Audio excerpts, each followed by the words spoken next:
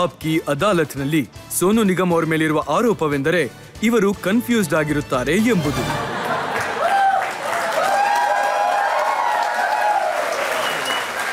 ಸೋನು, ನಿಮ್ಮ ಬಾಲ್ಯವನ್ನ ನಾನು ನೋಡ್ತಾ ಇದ್ದೆ.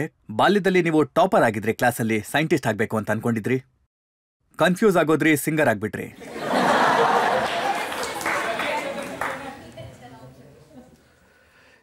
ಇದರಲ್ಲಿ ಏನೋ ಕನ್ಫ್ಯೂಷನ್ ವಿಷಯ ಇಲ್ಲ ಸರ್. ಇದನ್ನ ಎಲ್ಲಾ ವಿಷಯದಲ್ಲೂ ಪಾರಂಗತರಾಗೋದು ಅಂತ ಕರೀತಾರೆ. ಇವಾಗೊಬ್ಬ ಮನುಷ್ಯ ಇವಾಗ ನೀವು ಮೊದಲು ಓದ್ಬೇಕಾದ್ರೆ ನಾನು ಓದ್ಬೇಕಾದ್ರೆ ನನ್ನ ಕ್ಲಾಸ್ಮೇಟ್ ಇಲ್ಲೇ ಕೂತ್ಕೊಂಡಿದ್ದಾನೆ, ಕೈಲಾಶ್. ಅವನಿಗೆ ಗೊತ್ತು ನಾನು ಓದೋದ್ರಲ್ಲಿ ಎಷ್ಟು ಶಾರ್ಪ್ ಆಗಿದ್ದೆ, ಮತ್ತೆ ನಾನು ಓದೋದ್ರಲ್ಲಿ ಮುಳುಗೋಗಿದ್ದೆ, ಓದು ಓದು ಓದು ಓದು ಓದು ಅಂತ. ಅದ್ರ ಜೊತೆಗೆ ನಾನು ಸ್ಪೋರ್ಟ್ಸ್ ಅಲ್ಲೂ ಚೆನ್ನಾಗಿದ್ದೆ, ಮತ್ತೆ ಹಾಡೋದು ನನಗೆ ನಮ್ಮಪ್ಪ ಮತ್ತೆ ನಮ್ಮ ಅಮ್ಮನ ಕಡೆಯಿಂದ ನಂಗೆ ಬಳುವಳಿಯಾಗಿ ಸಿಕ್ಕಿತ್ತು. ಸೊ ನಾನು ಹಾಡೋದಕ್ಕೂ ತುಂಬಾ ರಿಯಾಜ್ ಮಾಡ್ತಾ ಇದ್ದೆ, ಪ್ರಾಕ್ಟೀಸ್ ಮಾಡ್ತಾ ಇದ್ದೆ. ಒಂದು ವಯಸ್ಸಿಗೆ ಬಂದಾಗ ನನಗೆ ಅನಿಸ್ತಾ ಇತ್ತು ನಾನೊಬ್ಬ ಸೈಂಟಿಸ್ಟ್ ಆಗಬೇಕು, ಐ ವಾಂಟ್ ಬಿ ಸೈಂಟಿಸ್ಟ್ ಅಂತ. ಅಂಡ್ ನಾನು ಇವತ್ತಿಗೂ ಎಲ್ಲಾ ತರದ ಸೈನ್ಸನ್ನ ನಾನು ಡಿಸ್ಕವರಿ ಸೈನ್ಸ್ ನೋಡ್ತಾ ಇರ್ತೀನಿ, ಯೂಟ್ಯೂಬಲ್ಲಿ ನೋಡ್ತಾ ಇರ್ತೀನಿ, ಅಥವಾ ಏನೋ ಹೊಸದನ್ನ ನೋಡ್ತಾನೆ ಇರ್ತೀನಿ. ಸೊ ನನ್ಗೆ ಇವತ್ತಿನ ತನಕ ಕ್ರೇಜ್ ಸೈನ್ಸ್ ಬಗ್ಗೆ, ಅದರಲ್ಲೂ ಎಸ್ಪೆಷಲಿ ಫಿಸಿಕ್ಸ್ ಬಗ್ಗೆ ಒಂಚೂರು ಕಮ್ಮಿ ಆಗಿಲ್ಲ. ಆದ್ರೆ ಹಾಡು ಅಂತ ಏನಿತ್ತು ಅದು ಎಲ್ಲದಕ್ಕಿಂತ ಒಂದು ಮುಂದೆ ಮಾಡಿದ್ಯಾರು?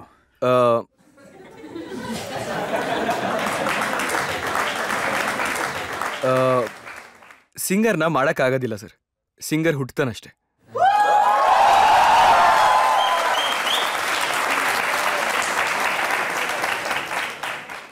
ನಾನು ಹುಟ್ಟತಾನೆ ಸಿಂಗರ್ ಆಗಿ ಹುಟ್ಟಿದೆ. ಆಮೇಲೆ 15ನೇ ವಯಸ್ಸಿನಲ್ಲಿ ನಾನು ಡೆಲ್ಲಿನಲ್ಲಿ ತುಂಬಾ ಕಾಂಪಿಟೇಷನ್ಸ್ನ ಗೆಲ್ಲೋದಕ್ಕೆ ಶುರು ಮಾಡಿದೆ. ಆಮೇಲೆ ಅವಾಗ ನಾನು ಮತ್ತೆ ನಮ್ಮ ಅಪ್ಪ ಇಬ್ರು, ಅಗಮ್ ಕುಮಾರ್ ನಿಗಮ್ ಅವರು ಮತ್ತೆ ಶೋಭಾ ನಿಗಮ್ ಅವರು, ಅವರಿಬ್ರು ಡಿಸೈಡ್ ಮಾಡಿದ್ರು ನಾವಿಬ್ರು ಹೇಗಾದ್ರೂ ಮಾಡಿ ಮುಂಬೈಗೆ ಹೋಗೋಣ. ಯಾಕೆ ಅಂತಂದ್ರೆ ನಾನು ಹಾಡ್ತಾ ಇದ್ನಲ್ಲ, ಅದು ನೆಕ್ಸ್ಟ್ ಲೆವೆಲಿಗೆ ಹೋಗೋ ಅವಶ್ಯಕತೆ ಇತ್ತು. ಸೊ 18ನೇ ವಯಸ್ಸಷ್ಟೊತ್ತಿಗೆ ನಾನು ಯಾವಾಗ 12th ಪಾಸ್ ಮಾಡಿದ್ನೋ ನಾನು ಮುಂಬೈಗೆ ಹೊರಟೋದೆ. ಆಗ ನಾನು ಕರೆಸ್ಪಾಂಡೆನ್ಸ್ ಅಲ್ಲಿ ಓದೋದಕ್ಕೆ ಅಂತ ಪ್ರಯತ್ನ ಪಟ್ಟೆ. ಆದ್ರೆ ನನ್ನ ಎಕ್ಸಾಮ್ಸ್ ಬರೋ ಅಷ್ಟೊತ್ತಿಗೆ ನನ್ನ ಫಸ್ಟ್ ಸಾಂಗ್ ಹಿಟ್ ಆಗೋಗಿತ್ತು.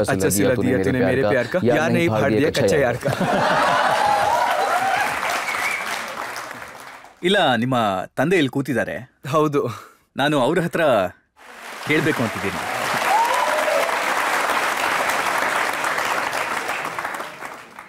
ಸಾಮಾನ್ಯವಾಗಿ ಪೇರೆಂಟ್ಸ್ ಮಕ್ಳಿಗೆ ಹೇಳ್ತಾರೆ, ನೀನು ಡಾಕ್ಟರ್ ಆಗೋ, ಸೈನ್ಸಲ್ಲಿ ಇಂಟ್ರೆಸ್ಟ್ ಇದ್ರೆ ಸೈಂಟಿಸ್ಟ್ ಆಗೋ. ಇವರು ಸಿಂಗರ್ ಆಗ್ತೀನಿ ಅಂತ ನಿಮ್ಮ ಹತ್ರ ಹೇಳಿದಾಗ ನೀವು ಇವ್ರನ್ನ ತಡಿಲಿಲ್ವಾ? ಇಲ್ಲ, ಆಕ್ಚುಲಿ ನಾನು ಒಬ್ಬ ಸಿಂಗರ್. ಸೊ ನನಗೆ ಗೊತ್ತಿದೆ ಯಾವ ಸಿಂಗರ್ಗೆ ಯಾವ ತಾಕತ್ತಿದೆ, ಅವನು ಎಲ್ಲಿವರೆಗೂ ಹೋಗ್ಬೋದು ಅಂತ. ಅದನ್ನ ನಾನು ಆಗ್ಲೇ ಕಂಡುಕೊಂಡಿದ್ದೆ. ಇವರು ಎಕ್ಸ್ಟ್ರಾರ್ಡಿನರಿ ಸಿಂಗರ್ ಅಂತ. ಅವರು ಹೀಗೆ ಮುಂದುವರಿತಾ ಇರಬೇಕು. ಅವರ ಎಬಿಲಿಟಿ ಇದರಲ್ಲಿ ತುಂಬಾ ಜಾಸ್ತಿನೇ ಇದೆ. ಅವರು ಸರಿಯಾಗಿ ಗುರುತಿಸಿದ್ದೀರಾ ನೀವು ಖಂಡಿತ ಸರಿಯಾಗಿ ಗುರುತಿಸಿದ್ದೀರಾ. ಆದ್ರೆ ಸಿಂಗರ್ ಆಗೋದಿಕ್ಕೂ ಮುಂಚೆ ಆಕ್ಟಿಂಗ್? ಹಾ, ಚಿಕ್ಕ ವಯಸ್ಸಲ್ಲಿ ಒಂದಷ್ಟು ಫಿಲಮ್ಸ್ ನಾನು ಕೆಲಸ ಮಾಡಿದ್ದೆ ಆಕ್ಟರ್ ಆಗಿ. ಇಲ್ಲ ಇಲ್ಲ ಇಲ್ಲ, ಅದಕ್ಕಿಂತ ತುಂಬಾ ಮುಂಚೆ ಅದು ಚೈಲ್ಡ್ ಆರ್ಟಿಸ್ಟ್. ಹೌದು, ಉಸ್ತಾದಿ ಉಸ್ತಾದ್ ಸೆ, ಪ್ಯಾರಾ ದುಶ್ಮನ್, ತಕ್ದೀರ್, ಕೃಷ್ಣ ಕೃಷ್ಣ, ಬೇತಾಬಲ್ ಸನ್ನಿ ಡಿಯೋಲ್ ಅವರು ಯಂಗ್ ಪಾತ್ರ ಮಾಡಿದ್ದೆ ಬೇತಾಬಲ್ಲಿ. ಸೊ ನಾನು ಸಾಕಷ್ಟು ಸಿನಿಮಾಗಳಲ್ಲಿ ಆಸ್ ಎ ಚೈಲ್ಡ್ ಆರ್ಟಿಸ್ಟ್ ಕೆಲಸ ಮಾಡಿದ್ದೀನಿ. ಏನಾಯ್ತು ಅಂದ್ರೆ ನಾವು ಮುಂಬೈಗೆ ಬಂದಿದ್ವಿ. ಸ್ವಲ್ಪ ಟೈಮ್ ನಾವು ಮುಂಬೈಲಿದ್ವಿ, ನಾನು, ಅಪ್ಪ, ಅಮ್ಮ ಮತ್ತೆ ನನ್ನ ತಂಗಿ. ಆಮೇಲೆ ನನ್ನ ತಂಗಿ ಹುಟ್ಟಿದ್ದು ಕೂಡ ಇಲ್ಲೇನೆ, ಮುಂಬೈನಲ್ಲೇನೆ. ಸೊ ಆ ಟೈಮಲ್ಲಿ ಹೌದು ಆಪ್ಷನ್ ಇತ್ತು, ಆಕ್ಟಿಂಗ್ ಮಾಡಿದೆ. ಒನ್ ಟೈಮ್ ವರ್ಗೂ ಚೈಲ್ಡ್ ಆರ್ಟಿಸ್ಟ್ ಆಗಿ ಕೆಲಸ ಮಾಡಿದೆ. ಅದಾದ್ಮೇಲೆ ಅದನ್ನ ಬಿಟ್ಟೆ ಡೆಲ್ಲಿಗೆ ವಾಪಸ್ ಬಂದ್ವಿ. ವಿದ್ಯಾಭ್ಯಾಸ ಮುಗಿಸ್ದೆ ಪ್ರಾಪರ್ ಆಗಿ, ಅಂಡ್ ಹಾಡೋದ್ರ ಮೇಲೆ ಗಮನ ಕೊಟ್ಟೆ. ಆಮೇಲೆ 91 ಮತ್ತೆ ನಾವು ಮುಂಬೈಗೆ ಬಂದ್ವಿ. ನೀವು ಮುಂಬೈಗೆ ಹೋದಾಗ ಸಾಕಷ್ಟು ಕಷ್ಟಗಳಾಯ್ತು. ಹೌದು, ತುಂಬಾನೇ ಆಯ್ತು. ಮತ್ತೆ ಏನಾಗತ್ತೆ ಅಂದ್ರೆ ಪ್ರತಿಯೊಬ್ಬ ಮನುಷ್ಯಂದು ಮಾನದಂಡ ಬೇರೆ ಇರುತ್ತಲ್ವಾ ಕಷ್ಟಪಡೋದ್ರಲ್ಲಿ. ಕೆಲವರಿಗೆ ಇವಾಗ ಊಟಕ್ಕೂ ಸ್ಟ್ರಗಲ್ ಮಾಡ್ಬೇಕಾಗತ್ತೆ, ಅವ್ರದ್ರಲ್ಲೂ ತುಂಬಾನೇ ಕಷ್ಟಪಡ್ಬೇಕಾಗತ್ತೆ. ಇವಾಗ ನಮ್ಮ ಅಪ್ಪ ನೋಡಿ ಊಟಕ್ಕೆಲ್ಲ ಸ್ಟ್ರಗಲ್ ಮಾಡಿದ್ದಾರೆ. ಇವರು ತುಂಬಾ ಕಷ್ಟಪಟ್ಟಿದ್ದಾರೆ ಜೀವನದಲ್ಲಿ. ನಾನು ಊಟಕ್ಕೆ ಸ್ಟ್ರಗಲ್ ಮಾಡಿಲ್ಲ, ಆದ್ರೆ ಎಮೋಷನಲ್ ಸ್ಟ್ರಗಲ್ ತುಂಬಾನೇ ಮಾಡಿದ್ದೀನಿ. ನಿಮ್ಮನ್ನ ಯಾರಾದ್ರೂ ಇನ್ಸಲ್ಟ್ ಮಾಡಿದಾಗ, ಇವಾಗ ನೋಡಿ ನೀವು ಸ್ಕೂಲಲ್ಲಿ ಎಷ್ಟು ಚೆನ್ನಾಗಿ ಓದ್ತಾ ಇದ್ರಿ ಅಂದ್ರೆ ಟೀಚರ್ಸ್ ನಿಮ್ಮನ್ನ ಇಷ್ಟಪಡ್ತಾ ಇದ್ರು, ಇಲ್ಲಿ ಬಂದ್ರೆ ಅವ್ರ ಏನ್ ಮಾಡ್ತಿದ್ಯಾ ಅಂತಂತಾರೆ. ಏನ್ ಮಾಡ್ತಿದ್ಯಾ ನೀವು ಅಂತಾರೆ. ಆಚೆ ಕೂತಿರೋ ವಾಚ್ಮನ್ ಮೊದಲು ಹಿಂಗೆ ಅಂತಿದ್ದ ನಂಗೆ.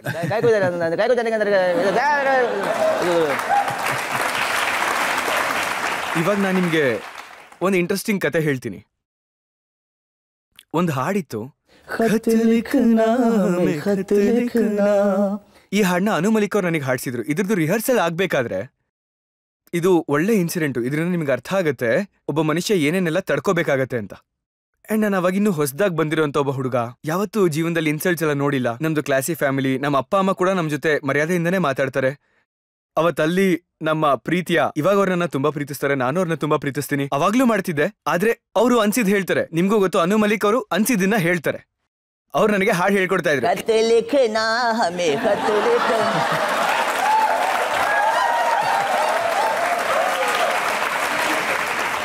ಇವಾಗ ಅದ್ರದ್ದು ಬೀಟು 68 ಅಂಡ್ ನಾನ್ ಅನ್ಕೊಂಡೆ ಅದ್ರಲ್ಲಿ ರಿಸಮ್ ಕೇಳಿಸ್ತಾ ಇರಲಿಲ್ಲ. ಸೊ ತಕ್ ತಕ್ ಟಕ್ ಸೊ ನಾನ್ ಹಾಡ್ತಾ ಇದ್ದೆ, ಖತ್ ಲಿಖನಾ ಹಮೇ ಖತ್ ಲಿಖ 1 2 3 4 1. ಆದ್ರೆ 1 2 3 1 2 3 ಇದು ಬೀಟ್ ಅದ್ರದ್ದು.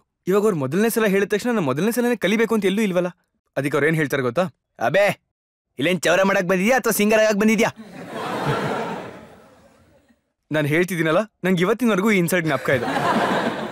ನಾನು ಅವ್ರಿಗೆ ಹೇಳಿದ್ದೀನಿ, ನೀವು ಎಷ್ಟು ಕೆಟ್ಟವ್ರು ಇದ್ರಿ ಅಂತಂದ್ರೆ, ಹೆಂಗ್ ನೀವ್ ಎಲ್ರಿಗೂ ಬೈತಾ ಇರ್ತೀರಾ, ಎಲ್ರನ್ನೂ ಹೆದರ್ಸ್ತಾ ಇರ್ತೀರಾ. ಹೀಸ್ ಮೋರ್, ಇವಾಗ ಹೆಂಗೆ ಅಂತಂದ್ರೆ ಹೀಸ್ ಮೋರ್ ಲೈಕ್ ಅ ಬಡಿ. ನಾನು ಅವ್ರಿಗೆ ಹೇಳ್ಬೋದು, ನೀವು ನಿಮ್ ಯವ್ವನದಲ್ಲಿ ಎಷ್ಟು ಡೇಂಜರಸ್ ಆಗಿದ್ರಿ, ನೀವು ಚಿಕ್ಕ ವಯಸ್ಸಲ್ಲಿ ನಿಮ್ಮ ಅಪ್ಪ ಅಮ್ಮಂಗೆ ದೊಡ್ಡ ಟೆನ್ಷನ್ ಆಗಿದ್ರಿ ಅನ್ಸುತ್ತೆ ಅಂತ. ಅವ್ರು ಹೇಳ್ತಾರೆ, ಹಾ ನಾನು ಹಂಗೆ ಇದ್ದೆ ಅಂತ. So this is the kind of, these are the kind of ತುಂಬಾ ಹಿಟ್ ಸಾಂಗ್. ತುಂಬಾನೇ ಅನು ಮಲಿಕ್ ಅವ್ರದ್ದು ನನ್ನ ಕರಿಯರ್ ಅಲ್ಲಿ ಅನು ಮಲಿಕ್ ಅವ್ರದ್ದು ಎಷ್ಟು ದೊಡ್ಡ ಯೋಗದಾನ ಇದೆ ಅಂತಂದ್ರೆ, ನಾನು ಈ ವಿಷಯದಲ್ಲಿ ಯಾವತ್ತೂ ಇಲ್ಲ ಅಂತ ಹೇಳದೇ ಇಲ್ಲ. ಅಂದ್ರೆ ನಾನಿವತ್ತು ಏನೇ ಆಗಿರ್ಬೋದು, ಅದರಲ್ಲಿ ತುಂಬಾ ದೊಡ್ಡ ಸ್ಥಾನ, ತುಂಬಾ ಪ್ರೀತಿ ಮತ್ತೆ ತುಂಬಾ ಯೋಗದಾನ ಅನು ಮಲಿಕ್ ಅವ್ರದೇ ಇದೆ. ಅನ್ಡೌಟ್ಲಿ ಅಬೌಟ್ ದ್ಯಾಟ್. ಸಂದೇಶ ಆತೆ ಅದು ನನ್ನ ಮೊದಲನೇ ಹಿಟ್ ಆಗಿತ್ತು. ಅದರಿಂದ ಜನಕ್ಕೆ ಗೊತ್ತಾಯ್ತು ನಾನು ಚೆನ್ನಾಗಿ ಹಾಡ್ತೀನಿ ಅಂತ. ಅದು ಅನು ಮಲಿಕ್ ಅವ್ರದೇ ಸಾಂಗು. ರೆಫ್ಯೂಜಿ ಇಂದ ಹಿಡ್ಕೊಂಡು ಇಸ್ ಪ್ಯಾರ್ ಕೋ ಮೈ ಕ್ಯಾ ನಾಮ್ ದೂ, ಒಂದಕ್ಕಿಂತ ಒಂದೊಂದು ಸಾಂಗು. ತುಮ್ಸೆ ಮಿಲ್ಕೆ ದಿಲ್ ಕಾ ಹೈ ಜೋ ಹಾಲ್ ಕ್ಯಾ ಕಹೇ ಹೋ ಗಯಾ ಹೈ. ಸೊ ಹೀಸ್ ಗನ್ ಅವ್ರು ನಂಗೆ ತುಂಬಾ, ಅಂದ್ರೆ ಇವತ್ತಿಗೂ ನಾವಿಬ್ರು, ಅಂದ್ರೆ ಇವಾಗ್ಲೂ ಬೇಗಂ ಜನಲ್ ಒಂದು ಸಾಂಗ್ ಹಾಡಿದೀನಿ ನಾನು. ಸೊ ನನ್ನ ಅವರ ಮಧ್ಯ ಪ್ರೀತಿ ಇದೆ, ಮತ್ತೆ ಒಂದು ಬೇರೆ ಸ್ಪಿರಿಚುವಲ್ ಸಂಬಂಧ. ಆದ್ರೆ ಯಾವ ಹಾಡು ಹಿಟ್ ಆಯ್ತಲ್ಲ, ಅದು ಲಿರಿಕ್ ಇಂದ ಹಿಟ್ ಆಗಿದ್ದಲ್ಲ, ಮ್ಯೂಸಿಕ್ ಇಂದ. ಯಾವ ಸಾಂಗ್? ದಿಲ್ ದಿವಾನ. ಯೆ ದಿಲ್ ದಿವಾನ. ಹಾ, ಇಲ್ಲ ಇದರಲ್ಲೂ ಹಾಡುಗಾರಿಕೆ ಇದೆ. ನಾನು ಹೇಳ್ತೀನಿ ನಿಮ್ಗೆ. ಎಲ್ಲ ಕಡೆ ಮ್ಯೂಸಿಕ್ ನಲ್ಲಿ ಜನ ಟೈಪ್ ಕಾಸ್ಟ್ ಆಗಿ ಹೋಗ್ತಾರೆ. ಯಾವಾಗ ನನ್ನ ಸಾಂಗ್ ಸಂದೇಶ ಆತೆ ಬಂತು, ಎಲ್ಲರೂ ಹೇಳಿದ್ರು ಹಾ ಚೆನ್ನಾಗಿ ಹಾಡ್ತಾನೆ, ಆದ್ರೆ ರಫಿ ಸಾಬ್ ತರ ಸ್ವಲ್ಪ ಹಾಡ್ತಾನೆ, ಪೇಟ್ರಿಯಾಟಿಕ್ ಸಾಂಗ್ಸ್ ಬಂದ್ರೆ ಕೊಡೋಣಂತೆ ಇವನಿಗೆ. ಅಲ್ಲ, ಇವಾಗ ಆತರ ಆಗೋದಿಲ್ಲ ಅಲ್ವಾ. ನನಗೆ ಟ್ರೆಂಡಿ ಸಾಂಗ್ಸ್ ಬೇಕಾಗಿತ್ತು, ನಂಗೆ ಮೈನ್ ಸ್ಟ್ರೀಮ್ ಸಾಂಗ್ಸ್ ಬೇಕಾಗಿತ್ತು. ನನಗೆ ಗೊತ್ತಿತ್ತು ನಾನು ವೆಸ್ಟರ್ನ್ ಮ್ಯೂಸಿಕ್ ಕೇಳಿಸ್ಕೊತೀನಿ, ಇಂಗ್ಲಿಷ್ ಸಾಂಗ್ಸ್ ಕೇಳಿಸ್ಕೊತೀನಿ. ಸೊ ನನಗೆ ಇವತ್ತಿನ ಸಾಂಗ್ಸ್ ನ ಕೊಡಿ. ಸೊ ಅವಾಗ ಈ ಸಾಂಗ್ ಬಂದಿತ್ತಲ್ಲ, ಯೇ ದಿಲ್ ದಿವಾನ ಬಂತಲ್ಲ, ಅದು ನನಗೆ ಒಂದು ಎಂತ ಅವಕಾಶ ಕೊಡ್ತು ಅಂದ್ರೆ, ಇವನು ಗಾಯಕಿ ಇರೋ ಸಾಂಗ್ನು ಹಾಡ್ತಾನೆ, ಮತ್ತೆ ಇವನು ಆಟಿಟ್ಯೂಡ್ ಇರೋ ಸಾಂಗ್ಸ್ನು ಹಾಡ್ತಾನೆ ಅಂತ. ಅಲ್ಲಿವರೆಗೂ ಆ ತರದೊಂದು ಸಾಂಗೇ ಬಂದಿರಲಿಲ್ಲ. ಇವತ್ತು ನೀವು ಕೇಳಿಸ್ಕೊತಿರೋ ಸ್ವಲ್ಪ ವೆಸ್ಟರ್ನೈಸ್ ಸಿಂಗಿಂಗ್ ದಿನ, this was the first song. ಇದೊಂದು ಪಾತ್ ಮಾಡ್ತು, ಅಂದ್ರೆ ಇಂಡಿಯನ್ ಫಿಲ್ಮ್ ಮ್ಯೂಸಿಕ್ ಅಲ್ಲಿ ಈ ತರದೊಂದು ವೆಸ್ಟರ್ನೈಸ್ ಕಾನ್ಸೆಪ್ಟ್ ಇರೋ ಹಾಡನ್ನ, ಅಗ್ರೆಸಿವ್ ಹಾಡನ್ನ ಕೂಡ ಮಾಡಬಹುದು ಅಂತ. ಸೊ ಆ ಹಾಡು ನಂಗೆ ತುಂಬಾನೇ ಹೆಲ್ಪ್ ಮಾಡ್ತು. And I feel both the songs complimented each other. ಮತ್ತೆ ನೀವೊಂದು ಹಾಡು ಹಾಡಿದ್ರಲ್ಲ, ಕ್ಯಾ ಹೈ ತೇರಾ ಮೊಬೈಲ್ ನಂಬರ್.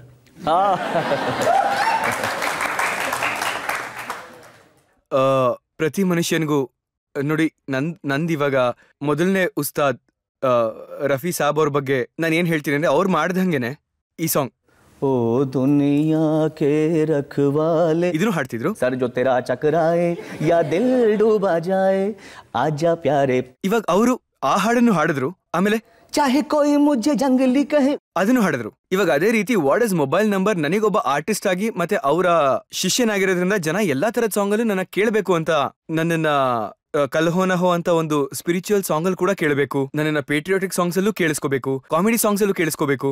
ನಾನು ತುಂಬಾ ಕಾಮಿಡಿ ಸಾಂಗ್ಸ್ ಗಳನ್ನ ಕೂಡ ಹಾಡಿದ್ದೀನಿ. ಇವಾಗ ಇದು ರೊಮ್ಯಾಂಟಿಕ್ ಸಾಂಗ್ ಏನೇ, ಆದ್ರೆ ಇದು ಕಾಮಿಡಿ ಸಾಂಗ್ ತಾನೆ. ವಾಟ್ ಇಸ್ ಮೊಬೈಲ್ ನಂಬರ್, ಅದು ಕಾಮಿಡಿ ತಾನೆ. ಈ ತರದ್ ನಾನು ತುಂಬಾ ಸಾಂಗ್ಸ್ ಹಾಡಿದ್ದೀನಿ. ಮತ್ತೆ ಈ ಸಾಂಗ್ ಗಳು ನನಗೆ ಒಂದು ವಿಸ್ತಾರ ಕೊಟ್ಟು. ಒಂದೆರಡು ನೀವು ಆಸ್ ಅ ಸಿಂಗರ್ ಉದಾಹರಣೆ ಕೊಡಿ, ಯಾವ ಕಾಮಿಡಿ ಹಾಡು ಅಂತ.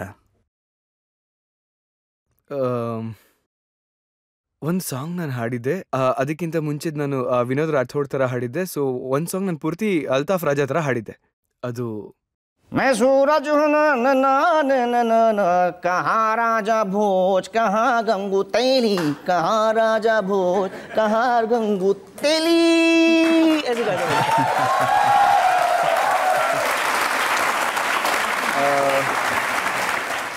ಆಮೇಲೆ ಇವಾಗ ವಾಟ್ ಇಸ್ ಮೊಬೈಲ್ ನಂಬರ್ ಇದೆಯಲ್ಲ, ಅದನ್ನ ನಾನು ಬೇಕಿದ್ದಿದ್ರೆ what is mobile number, what is your style number ಕರ್ನಿ ಹೈ ರೊಮ್ಯಾಂಟಿಕ್ ಹಾಡ್ಬೋದಿತ್ತು. ಬಟ್ ನಂಗೆ ಗೊತ್ತಿತ್ತು ಹೀರೋ ಯಾರು ಅಂತ, ಗೋವಿಂದ. ಅವ್ರು ಕ್ಯಾರಿ ಮಾಡ್ತಾರೆ, ತಲೆಹಟೆ ಮಾಡ್ತಾರೆ. ಅದಕ್ಕೆ ನಾನು what is mobile number, what is your style number ಕರ್ನಿ ಹೈ ಪ್ಯಾರ್, ವಾಟ್ ಇಸ್ ಯೋರ್ ಪೇಜ್ ಏನೋ ಇದೆ ಸಾಂಗು. ಸೊ ಇದನ್ನ ನಾನು ಬೇರೆ ಸ್ಟೈಲಲ್ಲಿ ಹಾಡಕ್ಕೆ ಪ್ರಯತ್ನ ಪಟ್ಟಿದ್ದೀನಿ. ಆಮೇಲೆ ಒಂದ್ ಸಾಂಗ್ ಇತ್ತು, ನಾನು ಅದ್ರ ಬಗ್ಗೆ ನಿಮ್ಗೆ ಅವಾಗಲೇ ಹೇಳಿದೆ, ಇಸ್ ಪ್ಯಾರ್ ಕೋ ಕ್ಯಾ ನಾಮದು. ನಾನು ಯಾವಾಗಲೂ ಹೇಳ್ತೀನಿ ಜನಕ್ಕೆ ಗೊತ್ತೇ ಇಲ್ಲ ನಾನು ಇದನ್ನ ಆಕ್ಚುಲಿ ಲಕ್ಕಿ ಅಲಿಯಿಂದ ಇನ್ಫ್ಲೂಯೆನ್ಸ್ ಆಗಿ ಹಾಡಿದ್ದೀನಿ ಬಿಕಾಸ್ ಅವ್ರು ಹಾಡೋದೊಂದು ಸ್ಟೈಲ್ ಇದೆಯಲ್ಲ I always like it and ಅವ್ರ ವಾಯ್ಸ್ ಇದೆಯಲ್ಲ ತುಂಬಾ ಬೇರೆ ತರದೊಂದು ವಾಯ್ಸ್ ಅದು ನನಗೆ ತುಂಬಾ ಇಷ್ಟ ಅವ್ರ ವಾಯ್ಸ್ ನಾನು ಅದಕ್ಕೆ ಆ ಸಾಂಗ್ನ इस प्यार को मैं क्या नाम दूं हो बेचैन दिल को कैसे आराम दूं वो वो वो so I sang it like him.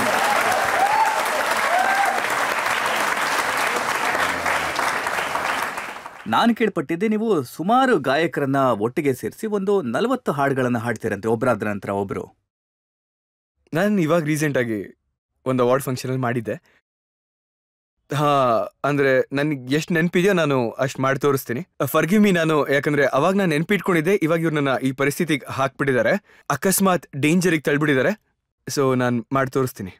तेरा प्यार प्यार प्यार तेरा प्यार प्यार प्यार हुक्का बार बार देखो हजार बार देखो मैंने देखा है ये एक सपना फूलों के शहर में है ना बोलो बोलो है ना बोलो बोलो पापा को मम्मी से मम्मी को पापा कहते हैं बड़ा नाम करेगा मगर ये मेरा दिल प्यार का दीवाना दीवाना दीवाना प्यार मांगा है तुम्ही से ना इनकार करो पास बैठो जरा सियाहट होती है तो दिल सोचता है कहीं ये वो तो नहीं नहीं नहीं अभी नहीं थोड़ा करो इंतजार. ಸೊ ಈ ತರ ಸ್ವಲ್ಪ ಮಾಡಿದೆ. ಇಟ್ಸ್ ಜಸ್ಟ್ ಅ ಲಿಟಲ್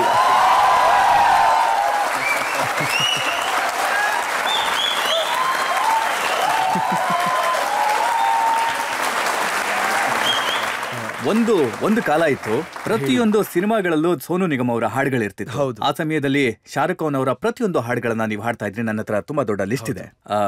ಕಲ್ ಹೋ ನಾ ಹೋ, ಕಬಿ ಅಲ್ವಿದನಾ ಕೆಹನಾ, ಒಂದ್ ರೀತಿ ಬೇರೆ ಲೆವೆಲಿನ ಹಾಡುಗಳವು. ಹೌದು. ಮತ್ತೆ ತುಂಬಾ ಜನ ಹಾಡುಗಳನ್ನ ಇಷ್ಟಪಟ್ಟು. ಹೌದು. ಸ್ಟೆಪ್ ಬೈ ಸ್ಟೆಪ್ ಆಯ್ತು ಎಲ್ಲದುವೆ. ನನ್ನ ಲೈಫಲ್ಲಿ ಓವರ್ ನೈಟ್ ಸಕ್ಸಸ್ ಯಾವತ್ತೂ ಬಂದೇ ಇಲ್ಲ. ಅಚ್ಚ ಸಿಲದಿಯಿಂದ ನನ್ನ ಕರಿಯರ್ ಶುರು ಆಯ್ತು. ಆಮೇಲೆ इश्क में हम तुम्हें क्या बताएं ಇವರೆಲ್ಲ ಇನ್ನೂ ಮಕ್ಕಳಾಗಿರೋ ಅನ್ಸುತ್ತೆ, ಇನ್ನೂ ಎಷ್ಟೋ ಜನ ಹುಟ್ಟೇ ಇರಲಿಲ್ಲ ಅವಾಗ. किस कदर चोट खाए हुए हैं. ಇದಾಯ್ತು. ಅದಾದ್ಮೇಲೆ ಟೆಲಿವಿಷನ್ ಅಲ್ಲಿ ಒಂದು ಶೋ ಮಾಡಿದೆ ನಾನು, ಸಾರೆಗಾಮ. ಅದು ತುಂಬಾನೇ ಫೇಮಸ್ ಆಯ್ತು. ಅದಾದ್ಮೇಲೆ ಜನ ನನ್ನನ್ನು ಗುರ್ತಿಡಿಯಕ್ಕೆ ಶುರು ಮಾಡಿದ್ರು, ನಾನು ಹೇಗೆ ಯೋಚಿಸ್ತೀನಿ, ಹೇಗೆ ಮಾತಾಡ್ತೀನಿ ಅಂತ. ಆಮೇಲೆ ಅದಾದ್ಮೇಲೆ 97ರಲ್ಲಿ ಸಂದೇಶ ಆತೆ ಹೇ ಬಂತು. ನಾ ಅದನ್ನ ಸ್ವಲ್ಪ ಹಾಡು ತೋರಿಸ್ತೀನಿ. संदेशे आते हैं हमें तड़पाते हैं जो चिट्ठी आती है वो पूछे जाती है कि घर कब आओगे कि घर कब आओगे लिखो कब आओगे कि तुम बिन ये घर सूना सूना है.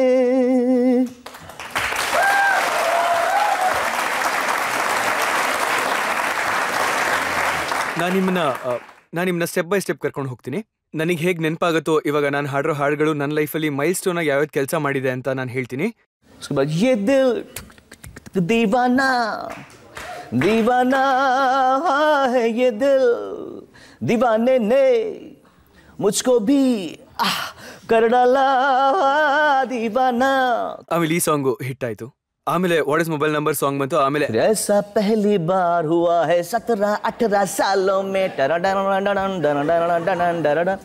ಈ ತರ ಬಂತು. ಅದಾದ್ಮೇಲೆ सूरज हुआ मध्यम चांद जलने लगा आसमां ये हाय क्यों पिघलने लगा मैं ठहरा रहा ज़मीं चलने लगी धड़का ये दिल सांस थमने लगी हो क्या ये मेरा पहला पहला प्यार है सजना क्या ये मेरा पहला पहला प्यार है. ಆಮೇಲೆ ಅದೇ ಫಿಲಮಿಂದ ಬಂತು. You are my soul. ನೋಡಿ, ಇದು ಕಂಪ್ಲೀಟ್ಲಿ ಬೇರೆ ಜಾನರ್. ಎಲ್ ಸೂರಜ್ ಹೋ ಮದ್ದಂ ಎಲ್ಲಿದ್ದು, ಆಮೇಲೆ ಬೋಲೆ ಚೂಡಿಯಾ ಬೋಲೆ ಕಂಗನ. ಆಮೇಲೆ ನೆಕ್ಸ್ಟ್ ಫಿಲಮ್ ಅಲ್ಲಿ ಕಲ್ ಹೋನಾ ಹೋ ಬಂತು. ಕಲ್ ಹೋನಾ ಹೋ ಬಿಕೇಮ್ ಅದೊಂದು ಕಲ್ಟ್ ಆಗೋಯ್ತು. ನಾನು ಯಾವಾಗ್ಲೂ ಹೇಳ್ತಾ ಇರ್ತೀನಿ, ಅಂದ್ರೆ ನಾನು ಯಾವಾಗ ನನ್ನ ಕೊನೆ ಉಸಿರನ್ನ ಎಳ್ಕೋತಾ ಇರ್ತೀನೋ ಅವಾಗ ಅಲ್ಟಿಮೇಟ್ಲಿ ನ್ಯೂಸ್ ಬರುತ್ತೆ, ರಜತ್ ಜಿ ಹೇಳ್ತಾ ಇರ್ತಾರೆ ಪ್ರಸಿದ್ಧ ಗಾಯಕ ಸೋನು ನಿಗಮ್ ಅವರ ನಿಧನ ಆಗಿದೆ ಅಂತ. ಅವಾಗ ಆ ಟೈಮಲ್ಲಿ ಇವ್ರು ಟಿವಿಲಿ ಬರುತ್ತೆ, हर घड़ी बदल रही है रूप जिंदगी, छाँव है कभी कभी है धूप जिंदगी, हर पल यहाँ जी भर जियो जो है समा कल हो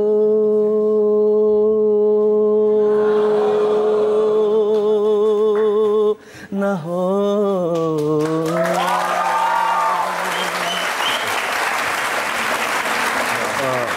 ಅದಾದ್ಮೇಲೆ ಏನಾಗುತ್ತೆ, ನಾನು ಉಳ್ಕೊಂಬಿಟ್ರೆ तो किसका है ये तुमको इंतजार में होगा ಬರುತ್ತೆ. ನಾನು ಬದುಕಿದ್ದೀನಿ ಅಂತ ಸಾಂಗ್ ಬರುತ್ತೆ. ಅಯ್ಯೋ, ಎಷ್ಟೊಂದು ಸಾಂಗ್ಸ್ ನಾನು ಮರ್ತೇ ಹೋದೆ. तू ही तू सतरंगी रे, तू ही तू मन रंगी रे, one of my best songs. So ಎಷ್ಟೊಂದು ಸಾಂಗ್ಸ್ ಬಂತು. ಆಮೇಲೆ ಅಭಿ ಮುಜ್ಮೆ ಕಹಿ ಬಂತು, ಅಗ್ನಿಪಥ್ ಫಿಲ್ಮ್ ಸಾಂಗು. जीने के हैं 4 दिन ओ ಬಾಕಿ ಹೈ ಬೇಕಾರ ದಿನ. So I have been really lucky. ನೀವು ನನ್ನ ಸಾಂಗ್ಸ್ ಎಲ್ಲ ಪ್ಲೇ ಮಾಡುವಾಗ ನನಗೆ ಅಳು ಬರ್ತಾ ಇತ್ತು, ಯಾಕಂದ್ರೆ ನಾನು ಯೋಚಿಸೋ ಪ್ರಕಾರ ನಂಗೆ ದೇವರು ತುಂಬಾನೇ ಕೊಟ್ಬಿಟ್ಟಿದ್ದಾನೆ. I am really happy. The god has been very kind. ದೇವರು ನಿಮಗೆ ಇಷ್ಟೊಂದೆಲ್ಲ ಕೊಟ್ಟಿದ್ದಾನೆ, ಜನರು ಪ್ರೀತಿ ಕೊಟ್ಟಿದ್ದಾರೆ. ಒಬ್ಬ ಗಾಯಕನಾಗಿ ಜನ ನಿಮ್ಮನ್ನ ಪ್ರೀತಿಸ್ತಾರೆ. ಹೌದು. ಆದ್ರೆ ನೀವು ಹೀರೋ ಆಗ್ಬೇಕು ಅಂತ ಹೊರಟ್ರಿ. ಅರೇ, ಈ ಸಿನಿಮಾಗಳ ಹೆಸರು ನೋಡಿ, ಲವ್ ಇನ್ ನೇಪಾಳ್. ಹೌದು. ಆದ್ರೆ ಈ ಇದ್ದಕ್ಕಿದ್ದಾಗೆ ಹೀರೋ ಆಗೋಂತ ಆಸೆ ಯಾಕೆ ಬಂತು? ಆಗಿದ್ದೇನು ಅಂತಂದ್ರೆ, ನಾನು ಹೀರೋ ಆಗೋದಕ್ಕಿಂತ ಮುಂಚೆ ವಿಡಿಯೋಸ್ ಮಾಡಿದ್ದೆ ತುಂಬಾ ಸಾಂಗ್ಸ್ದು. ಆಮೇಲೆ ಅದನ್ನ ನೋಡಿದ್ಮೇಲೆ ಡೈರೆಕ್ಟರ್ಸ್ ಮತ್ತೆ ಪ್ರೊಡ್ಯೂಸರ್ಸ್ಗೆ ಅನ್ನಿಸ್ತು ನಾವು ಇವ್ರಿಗೆ ಫಿಲ್ಮ್ ಕೊಡ್ಬೋದು ಅಂತ. ಸೊ ನಾನು ಯಾವತ್ತೂ ನನಗೋಸ್ಕರ ಫಿಲ್ಮ್ ಮಾಡ್ಕೊಂಡಿಲ್ಲ. ನನ್ನ ಹತ್ರ ಆಫರ್ಸ್ ಬಂತು ಮುಂದೆಯಿಂದ. ಆಮೇಲೆ ನಾನು ನಿಜವಾಗ್ಲೂ ನಂಬೋದೇನು ಅಂತಂದ್ರೆ, ಅದೃಷ್ಟ ಅಂತ ಏನ್ ಇರುತ್ತೋ ಅದು ಯಾವಾಗ್ಲೂ ನಮ್ ಜೊತೆಗೇನೆ ಇರುತ್ತೆ. ನಾನು ಇವತ್ತು ಏನೇ ಆಗಿದ್ರುವೆ ನಾನು ನನ್ನ ಹಾಡ್ಗಳನ್ನ ನೋಡ್ತಾ ಕೇಳಿಸ್ಕೊಳ್ತಾ ಯಾಕೆ ಅಳ್ತಾ ಇದ್ದೆ? ಯಾಕಂದ್ರೆ ನಾನು ದೇವ್ರಿಗೆ ಕೈ ಮುಗಿದು ಹೇಳ್ಬೋದಷ್ಟೇ, ಥ್ಯಾಂಕ್ ಯು ಗಾಡ್, ನೀ ನಂಗೆ ಇಷ್ಟು ಅವಕಾಶ ಕೊಟ್ಟಿದ್ಯಾ, ನೀನನ್ನ ಮಾಡಿದ್ಯಾ. ಆದ್ರೆ ನಾನು ಈ ತರ ಯೋಚಿಸಲ್ಲ. ನೋಡಿದ್ಯಾ ಸೋನು ನಿಗಮ್, ನೀನ್ ಹೆಂಗೆಲ್ಲ ಕೆಲಸ ಮಾಡಿದ್ಯಾ ಅಂತ. ಅದೇ ತರ ಇವಾಗ ನಾನ್ ಏನ್ ನಂಬ್ತೀನಿ ಅಂತಂದ್ರೆ, ಏನ್ ಆಗ್ಬೇಕಂತಿರುತ್ತೋ ಅದು ಹಾಗೇ ಆಗತ್ತೆ. ಅದೃಷ್ಟ ಇರುತ್ತೆ, ದೇವ್ರ ಆಶೀರ್ವಾದ ಇರುತ್ತೆ, ಜನಗಳದ ಆಶೀರ್ವಾದ ಇರುತ್ತೆ. ನನ್ನ ಡೆಸ್ಟಿನಿನಲ್ಲಿ ಆ ಟೈಮಲ್ಲಿ ಒಳ್ಳೆ ಫಿಲ್ಮ್ಗಳಲ್ಲಿ ಕೆಲಸ ಮಾಡೋದು ನಂಗೆ ಬರ್ದಿರ್ಲಿಲ್ಲ. ನಾನು ನಿಮ್ಗೊಂದು ಒಳ್ಳೆ ಎಕ್ಸಾಂಪಲ್ ಕೊಡ್ತೀನಿ. ಜನ ಎಲ್ಲ ನಗ್ತಾರೆ, ಅದ್ರ ಹಿಂದಿನ ಲಾಜಿಕ್ ಹೇಳ್ತೀನಿ ನಾನು ನಿಮ್ಗೆ. ಒಂದು ಫಿಲಮ್ ಬಂದಿತ್ತು, ಜಾನಿ ದುಶ್ಮನ್. ಇವಾಗ ನೀವು ನೋಡಿ ಅದ್ರ ಹಿಂದಿನ ಲಾಜಿಕ್ ನೋಡಿ ನಂದು. ನನಗೇನ್ ಗೊತ್ತು ಫಿಲಮ್ ಏನಾಗತ್ತೆ ಅಂತ. ನಾನು ಹೊಸ ಹುಡುಗ, ನನ್ನ ಮೇಲೆ ಯಾರ್ದು ಕೈ ಇಲ್ಲ ಇವಾಗ ಆಸ್ ಎನ್ ಆಕ್ಟರ್ ನನ್ನ ಗೈಡ್ ಮಾಡೋದಕ್ಕೆ, ಇದನ್ ಮಾಡು ಇದನ್ ಮಾಡ್ಬೇಡ ಅಂತ ಯಾರು ಹೇಳಕ್ಕಿಲ್ಲ ನನಗೆ. ನಾನೇನ್ ಯೋಚಿಸ್ದೆ, ಸನ್ನಿ ದಿಯೋಲ್, ಅಕ್ಷಯ್ ಕುಮಾರ್ ಇವ್ರಿಗೇನ್ ಹುಚ್ಚಂತೂ ಹಿಡಿದಿಲ್ಲ. ಸುನಿಲ್ ಶೆಟ್ಟಿ ಇದಾರೆ, ಅದರಲ್ಲಿ ಆಫ್ತಾಬು ಇದಾರೆ, ಅರ್ಷದ್ ವಾರ್ಸಿ ಇದಾರೆ, ಮನೀಷಾ ಕೊಯ್ರಾಲಾ ಇದಾರೆ, ಇಷ್ಟು ಜನ, ಮತ್ತೆ ಆದಿತ್ಯ ಪಂಚೋಲಿ ಬೇರೆ ಇದಾರೆ. ಇವಾಗ 11 ಜನ ಹುಚ್ಚರಾಗಕ್ ಸಾಧ್ಯ ಇಲ್ಲ ತಾನೆ? ಇವಾಗ ಈ ಸಿನಿಮಾ ಎಷ್ಟು ಕೆಟ್ಟದಾಗ ಆಗಕ್ ಸಾಧ್ಯ? ಅಂದ್ರೆ ಅಷ್ಟು ಸೀಸನ್ಡ್ ಆಕ್ಟರ್ಸ್ ಇದಾರೆ, ಅವ್ರನ್ನ ನಾವು ರೆಸ್ಪೆಕ್ಟ್ ಮಾಡ್ತೀವಿ. ನಾವಿವಾಗ ಅಕ್ಷಯ್ ಅಥವಾ ಸನ್ನಿ ದಿಯೋಲ್ ಅವ್ರು ಇರ್ಬೋದು, ಅಥವಾ ಸುನಿಲ್ ಶೆಟ್ಟಿ ಅವ್ರು ಇರ್ಬೋದು, ಅರ್ಷದ್ ತುಂಬಾ ಒಳ್ಳೆ ಕೆಲಸ ಮಾಡ್ತಿದ್ದಾರೆ, ಆಫ್ತಾಬು ಇದಾರೆ ಅದರಲ್ಲಿ. ಅವರೆಲ್ಲರೂ ಹೇಗೆ ರಾಂಗ್ ಡಿಸಿಷನ್ ತಗೋತಾರೆ? ಸೊ ನನ್ನ ಅದೃಷ್ಟ ಹೇಗಿತ್ತು ಅಂತಂದ್ರೆ, ಅವರೆಲ್ಲರೂ ರಾಂಗ್ ಡಿಸಿಷನ್ ತಗೊಳ್ಳೇಬೇಕಾಗಿತ್ತು. ನಿಮ್ಮ ಅದೃಷ್ಟದಿಂದಾಗಿ ಎಲ್ಲರೂ ಫೇಲ್ ಆಗೋದ್ರು ಹಾಗೂ ಹೇಳ್ಬೋದು. ಇಲ್ಲ, ಅದು ಕಲೆಕ್ಟಿವ್ ಆಗಿತ್ತು. It was a collective bad luck for all of us. ಯಾರು ಕೂಡ ಕೆಟ್ಟ ಸಿನಿಮಾ ಮಾಡಬೇಕು ಅಂತ ಪ್ರಯತ್ನ ಪಡೋದಿಲ್ಲ. ನನ್ನ ಪ್ರಕಾರ ರಾಜ್ಕುಮಾರ್ ಕೊಹ್ಲಿ ಅವರು ಪೂರ್ತಿ ಪ್ರಯತ್ನ ಪಟ್ಟಿದ್ದಾರೆ, ಬಟ್ ಆ ಫಿಲಮ್ ಏನೂ ಆಗ್ಬೇಕು ಅಂತಿರ್ಲಿಲ್ಲ. ಅಂಡ್ ಅದು basically one of my biggest dense of my career. ಅದಾದ್ಮೇಲೆ ನಾನು ಆ ಫಿಲ್ಮ್ಗಳಲ್ಲಿ ಕೆಲಸ ಮಾಡುವಂತ ಆಸೆನೆ ಬಿಟ್ಬಿಟ್ಟೆ. ನನಗೆ ತುಂಬಾ ಜನ ಬಂದು ಹೇಳಿದ್ರು, ಆದ್ರೆ ನನಗೆ ಎಲ್ಲಿವರೆಗೂ ಒಳಗಡೆಯಿಂದ ಒಂದು ವಾಯ್ಸ್ ಬರೋದಿಲ್ವೋ ಅಲ್ಲಿ ತನಕ ನಾನು ಮಾಡೋದಿಲ್ಲ ಅಂತ ಹೇಳೇಬಿಟ್ಟೆ. ಅದಾದ್ಮೇಲೆ ಮತ್ತೆ ನಾನು ಯಾವತ್ತೂ ಫಿಲ್ಮಲ್ಲಿ ಕೆಲಸ ಮಾಡೇ ಇಲ್ಲ. ಅಂಡ್ ನಾನು ತುಂಬಾ ಸ್ಯಾಟಿಸ್ಫೈಡ್ ಸರ್. ನನಗೆ ಅಂದ್ರೆ ನನ್ನಲ್ಲಿ ಅಷ್ಟೊಂದು ಹಸಿವಿಲ್ಲ ಜೀವನದಲ್ಲಿ. ನನಗಿವಾಗ ಎಷ್ಟು ಸಿಕ್ಕಿದೆಯಲ್ಲ, ಇದಾದ್ಮೇಲೆ ಇನ್ನೂ ನಂಗೆ ಏನಾದ್ರು ಬೇಕು ಅಂತ ನಾನು ಓಡಾಡಿದ್ರೆ ನನಗಿಂತ ಕೃತಜ್ಞತೆ ಇಲ್ದಿರೋ ಇನ್ ಯಾರು ಇರೋದಿಲ್ಲ. So I am really satisfied.